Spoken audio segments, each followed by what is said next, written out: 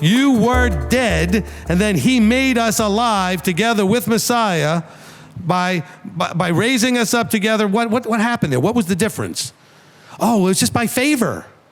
Oh, no, there's more going on here. When he talked about us being dead, was it related to behavior, or was it just ignorance? Well, you were just dead because you were stupid. No, you were dead because your behavior was wrong, and your mind was wrong. He literally says they're doing the desires of the flesh and of the mind. Your mind was wrong, and your behaviors are wrong.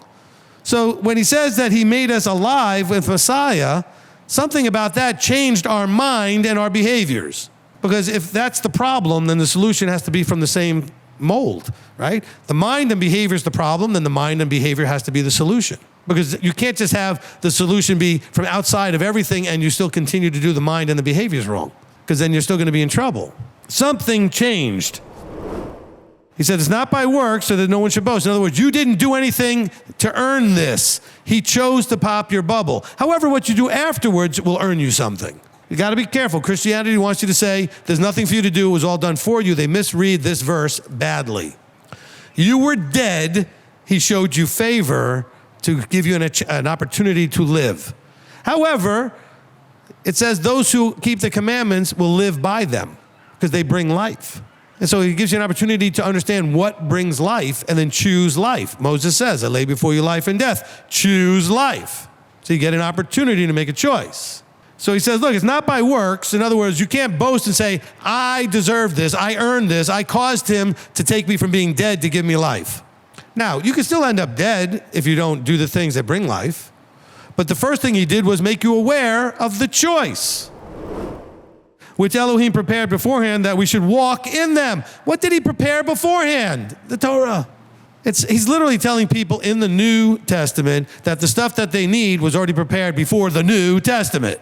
Let's not get confused and then take works completely out of the mix here. This is not what it's talking about. He said you were created to do works, good works. And he gets to define what is a good work. Okay, I know this swims way upstream hard against whatever you learn in Christianity, but it's what it says. If you let the context explain. Look at what he's talking about. What is the context here? He's saying you were dead, and because of Messiah and the choice of the Father in his grace, mercy, whatever word works for you, he chose to give you this recreated moment, this born-again moment to make different choices, to have a different mind, and then therefore have different behaviors, take different actions. Isn't that what it's actually saying? I don't care if you were at your Baptist church, a Catholic church, a charismatic church, whatever. At that time, you were Gentile, dead in trespasses, and without Messiah. Oh, don't get mad at me. Oh, you don't know. You know, Jesus is my homeboy. There's T-shirts that say that. Do you know there's T-shirts that say that? That is beyond disrespectful. I'm sorry to tell you this, but according to Ephesians 2, if you're not in the good works and all these other things, then you're still dead in trespasses and you do not have Messiah the way you think you do. This is about, remember, I said, seeing yourself correctly, who you were and who you're supposed to be, seeing your relationship with Messiah correctly, and seeing how that is supposed to be the transformative element that takes you from who you were to who you are now, or who you're supposed to be. But the church isn't telling you this stuff. This argument here is being made. It's saying, look, you were dead in trespasses. Messiah was brought into your life to give you a different mind, a different behavior, so that you could be created or recreated, born again unto good works, and that you should walk in them. And by the way, this is told that this is a gift. Elohim has given you a gift, not the gift of all of these other things specifically, but the gift of a recreated, born-again moment so you have an opportunity to do these things. He's giving you the gift of choosing to live and have relationship and not be strangers of the promises. Look what it says in verse 12 again. Remember, at that time, you were excluded. Now you have the opportunity to be a part of the citizenship of Israel. You were strangers from the covenants of promise. Now you get to be a part of and participate in the covenants of promise. It said having no expectation and without Elohim in the world. That's where you were. Now you have expectation and you have Elohim. Until that moment, you were without Messiah, without covenant, without relationship, without promises, without Elohim. Now, your church didn't tell you that. I'm sorry. And all of them are going to replay this now and put hate videos out because they don't like what I'm saying. It's what it says. You don't have to like it. You go believe all the early church fathers that hated the Jews and just go with what they said. But this is what Paul said. Paul is making it very clear here. He said, you, all of you, not just because you made an altar call that changed anything. You're supposed to be recreated onto good works. If you're doing this on Sunday and doing Easter this week or next week or whenever and eating pork and shrimp, you are not doing good works. You are created to be unto good works if you are supposed to say, I'm a Messiah now. Where's the evidence? Ephesians gives you the model. It says, if you are a Messiah, the evidence will be that you are walking in good works. That you are created unto good works and you are to walk in them. You were excluded from the citizenship of Israel.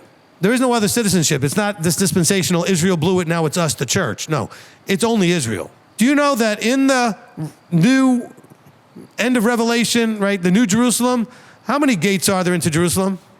12. And what names are on those 12 gates? 12 tribes. So where's the Gentile gate? There isn't one. Now, I'm not saying the Gentiles don't get in. They don't get in unless they become Israel. And you'll be assigned whatever you're assigned to, but you're not getting in as a Gentile. There is no Gentile entranceway into the kingdom. Read Revelation. I'm not making stuff up. So he says, you were without citizenship. No entrance into the kingdom.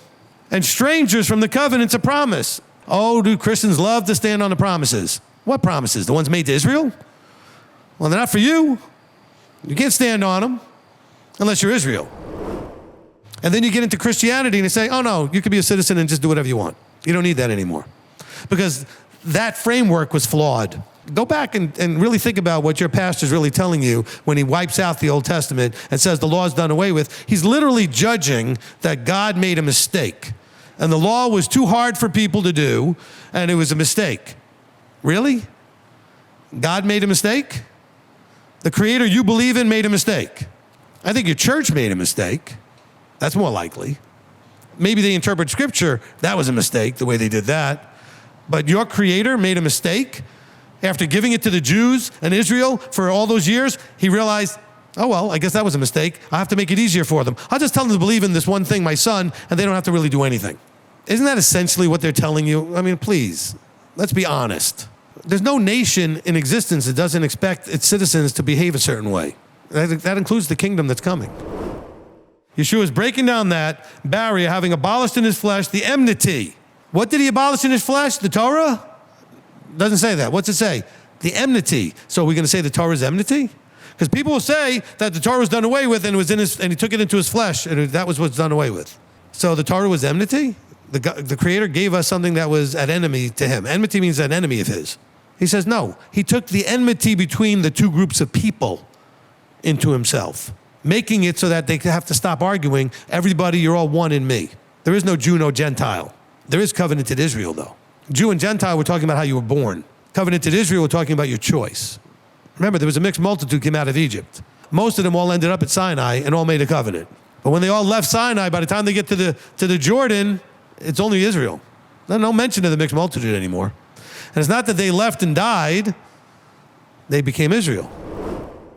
Let's be honest. Cover to cover, is there a problem in here ever that's not behavioral? Tell me, is there one?